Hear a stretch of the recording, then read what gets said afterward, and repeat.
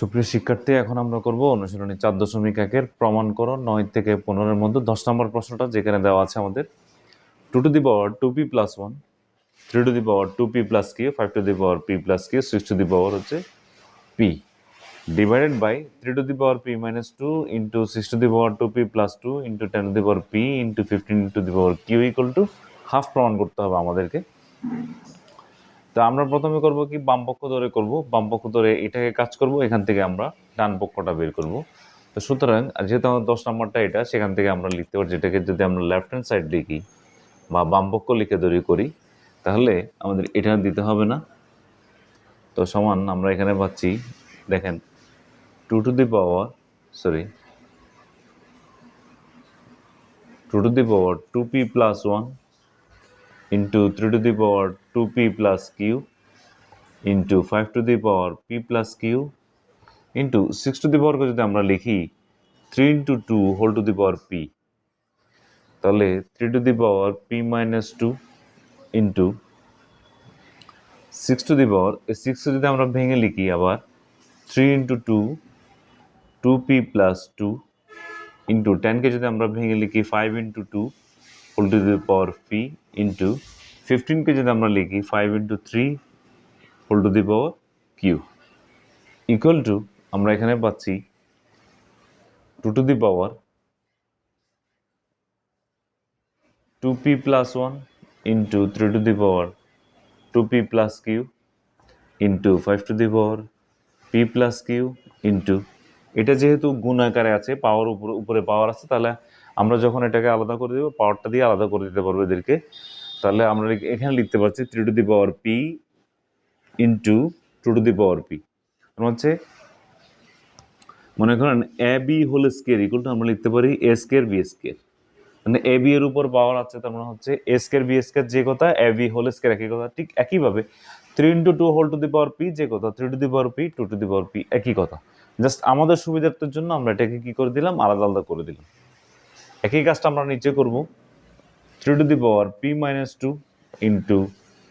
3 to the power হচ্ছে 2p + 2 into 2 to the power 2p + 2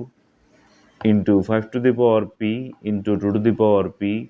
into 5 to the power q into 3 to the power q।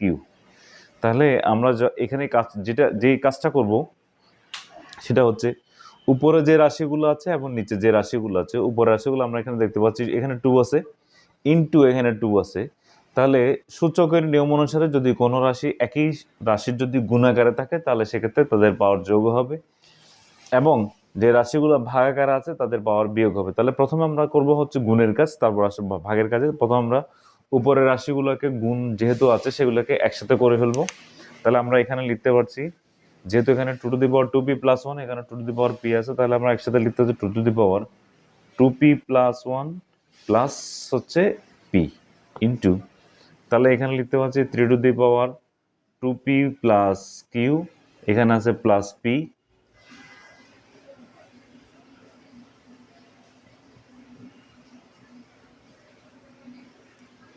তারপরে into এখানে আছে হচ্ছে 5 to the power p + q, এটা লিখলাম। তারপর এখানে আছে 3 টু দি পাওয়ার p - 2, তাহলে এখানে আছে p - 2, এখানে আছে 2p + 2, এখানে আছে q, তাহলে প্লাস 2p + 2, আর এখানে হচ্ছে প্লাস q ইন্টু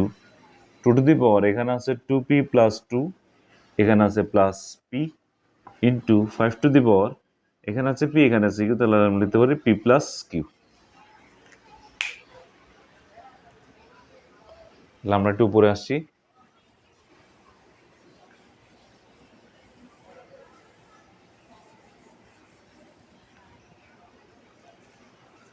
তাহলে এখান থেকে আমরা উপরে যাচ্ছি, সেটা হচ্ছে কি ইকুয়াল টু, তাহলে আমাদের এখানে আছে 2p, এখানে আছে p, তাহলে আমরা লিখতে পারি 3p 2 to the power,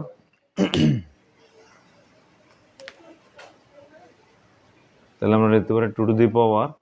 3p + 1 into 3 to the power, এখানে আছে 2p, এখানে আছে p, তাহলে 3p + q ইন্টু এখানে আছে 5 to the power p + q, তারপর এখানে আছে হচ্ছে 2p, এখানে আছে p, 3 to the power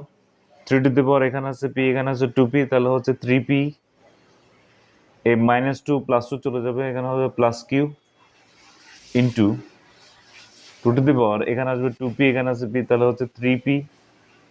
plus 2 into 5 to the power p plus Q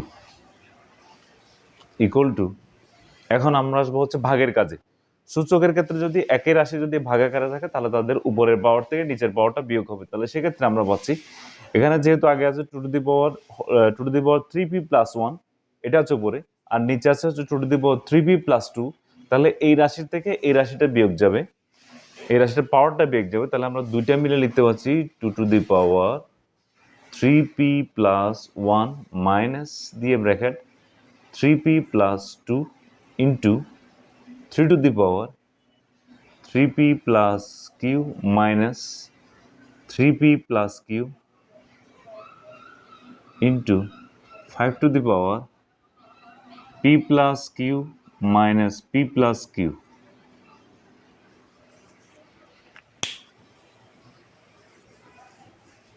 equal to, আমরা এখানে লিখতে পাচ্ছি 2 to the power 3p plus 1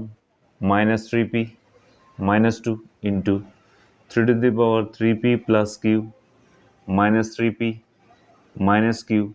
into 5 to the power p plus q minus p minus q, তাহলে আমরা এখানে পাচ্ছি -3p plus 3p -3p plus 3p plus q minus q, তারপর আছে -p plus p minus q plus q, তাহলে এখানে থাকে হচ্ছে 2 টু দি পাওয়ার -2 থেকে 1 চলে গেলে -1 into 3 to the power 0 into 5 to the power 0,